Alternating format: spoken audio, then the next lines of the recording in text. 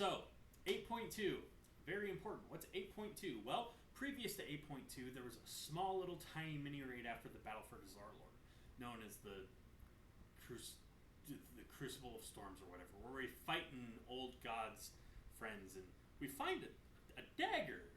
A dagger is found. This dagger was the priest artifact weapon.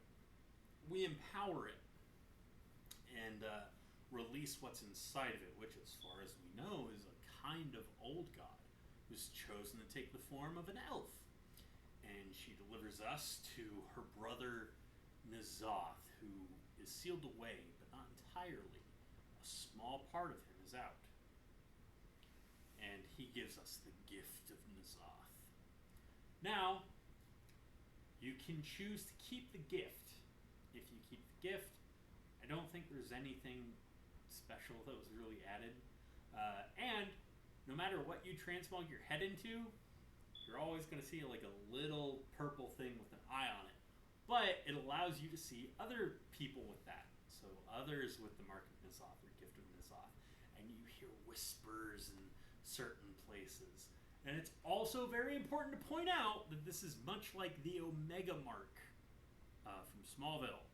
You're essentially Clark Kent, and you can see everyone who has an Omega Mark.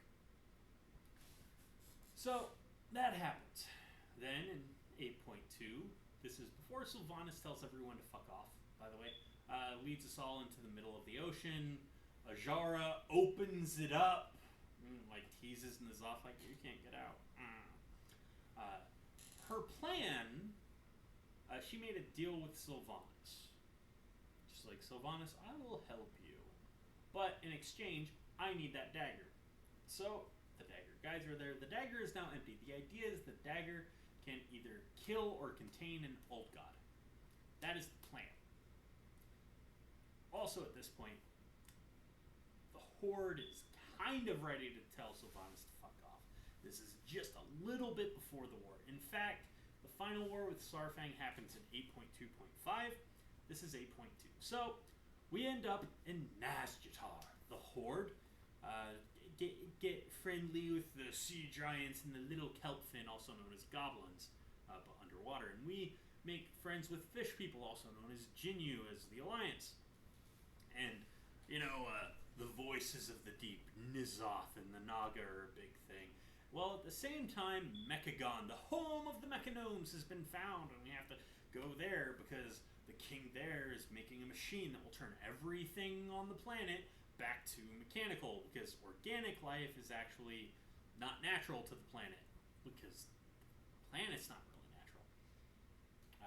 But, yeah, anyways. We just do the stuff in Mechagon. Doesn't really affect the story much. We get an allied race later and save Mechatoric with their help. In Nazjatar, we fight the Queen Ajara. Queen Ajara, Queen of the Naga. We have known of her existence since, like, fucking TBC. We fought her before she became a Naga in Kata. She's really powerful, possibly the most powerful spellcaster on the planet. We assault her palace.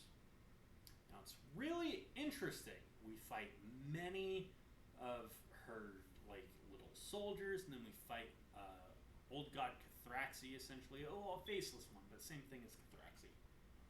And then we fight her. And it's really interesting. She brought us there for a reason.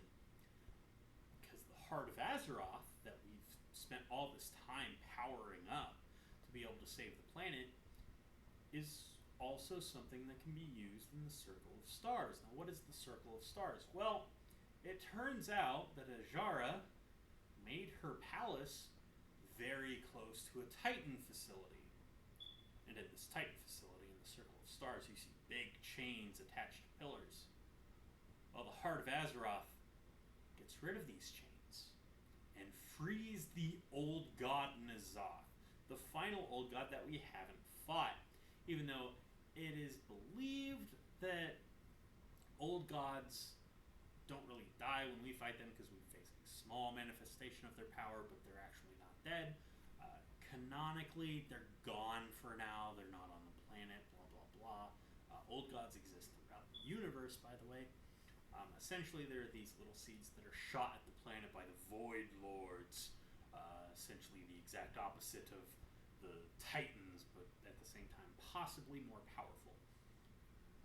Not too sure. I don't know much about power scaling in World of Warcraft. We're talking about, the Alliance have a fucking spaceship that could blow everything to death, but they had thousands of people die in a war. Who knew?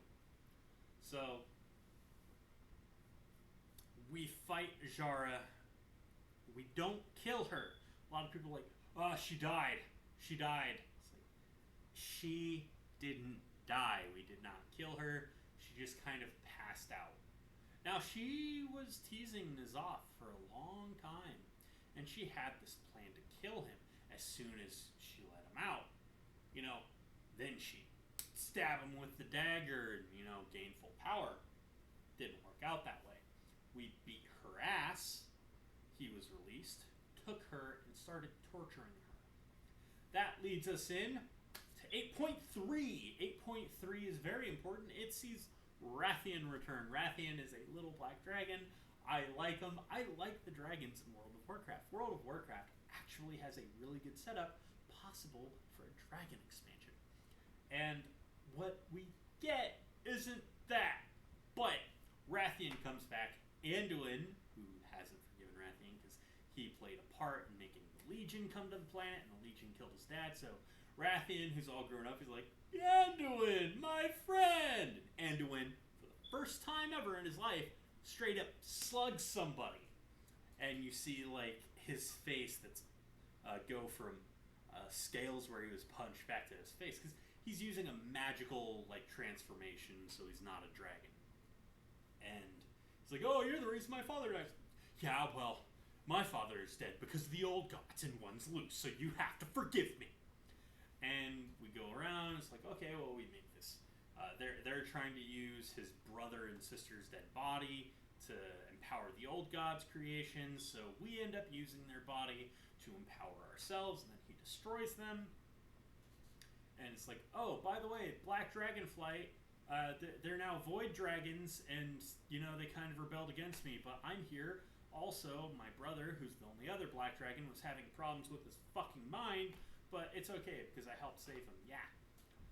So, our next plan is to attack N'Zoth.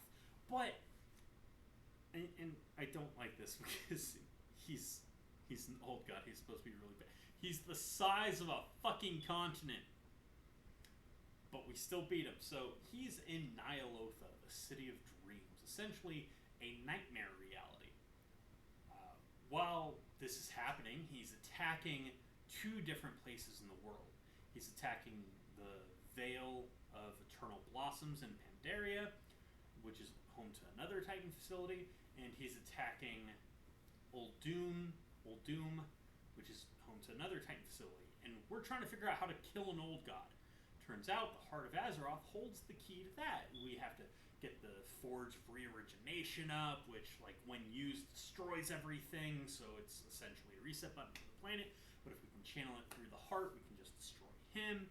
It's a really, really bad cinematic that they could have done better on. And so we go into this raid, and we fight a nightmare version of Rathian while he also fights us. And it's like, oh, he turned to the old gods. Like, no, I didn't. But it's nice to see that you guys have so little trust in me to believe that I would. It's okay. I don't feel bad about killing your nightmare version. Well, at the same time, there's these visions of darkness, for Stormwind and Orgrimmar. You go through there, you get power-up stuff and a few mounts, which, by the way, I got Mail Muncher. Not a really cool mount, but I'll take it. So we continue, and we eventually get to what is called the Carapace of N'Zoth. The problem is, the Carapace of N'Zoth is really strong. But on our way there, we find Ajara being tortured. So we save her, and she's like, the plan was to attack him with this knife, but I can't do that. I'm going to go gain other power. And so we let her go to be a future threat, which is not a smart idea. Apparently, we are Goku from Dragon Ball now. And we also face a Titan Keeper known as Raden.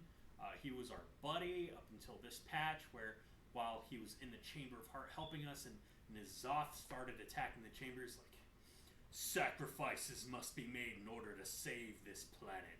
So he pushes N'Zoth's forces out, while at the same time going out himself and sealing it behind him.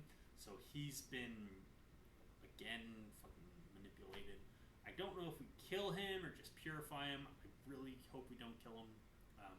I don't pay attention. And then we're at the Carapace, and Rathian's like, I've got this dagger, and starts charging. You see him turn into a dragon and then turn back into normal. He's like, ah! Stabs the Carapace of N'Zoth with the dagger, and it just blows a hole in it, allowing us to do that boss fight. And then we go into the heart of N'Zoth, which is N'Zoth himself, and that fight's like constantly draining our sanity. We rely on the Heart of Azeroth. We beat him, and just in time for him to like take over our minds, like, I'll rule you all.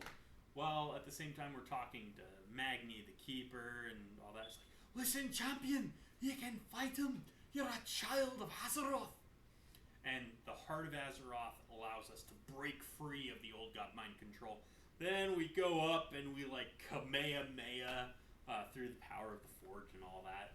And we destroy N'Zoth and destroy everything, and we're fine and we're okay. Which still doesn't make sense. It was a really, really bad cinematic. It was like 30 seconds of nothing. Yeah.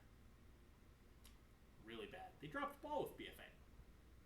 Overall, I like the content. The content sounds really cool, but the game suffered from a few problems, actually.